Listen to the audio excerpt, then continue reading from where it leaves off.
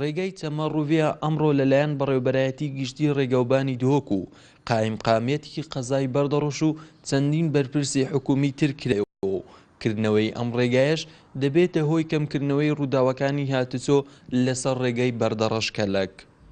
ئەم بینین و ئەvە gelekî fer bû yanî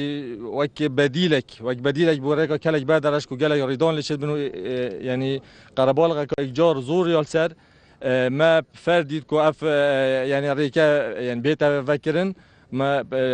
hewl dal gel wezaretê û gel encûmenî wezîran û gel kargêriya Parêza Duhokê û gel yanî civata parêzgeha Duhokê خوشحالی و رضامندی سر هات که نزدیک پروژه که پروژه بیت انجام دان و پروژه وقتی که قیاسی دا هات انجام دان و بدیل ریکا بردرش کلک بوک و وک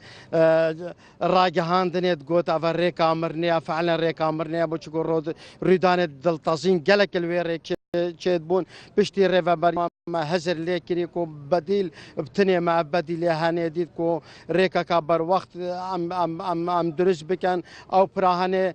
دست بکر بو و چه هات بو چکرن لی تمام نبو مشیا مقتربات اویر ریکا کو ودیتن پشتی ما چکری و بر رضامندی سر هات کرنش لایم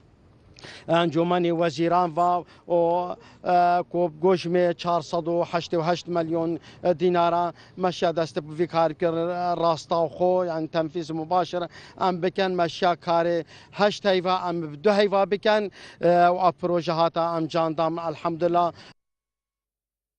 هاوڵاتیان دڵخۆشن بەکردنەوەی ئەم ڕێگایە و بە ڕێگایەکی گرنگ و استراتیژی دەزانن داواش لە حکوومەتی هەرێم دەکەن لە ماوەیەکی نزیکدا بکرێتە بە جۆساییت. ڕێگایە زۆر باشە، زۆر استراتیژی خۆی هەیە لە ڕووی سەربازی، لە ڕووی هاوڵاتی، لە ڕووی هەموو بوارەکانی ژیان، ینی هاتوچۆنەکە پێکەوە گرێدرا بە هەولێر و دهۆکەوە. ئیسفادەشی زۆر گرنگی هەیە بۆ سنوورەکەمان بەڕاستی، ینی خەڵک زۆر هاوڵاتی سوود لێ دەبینیتن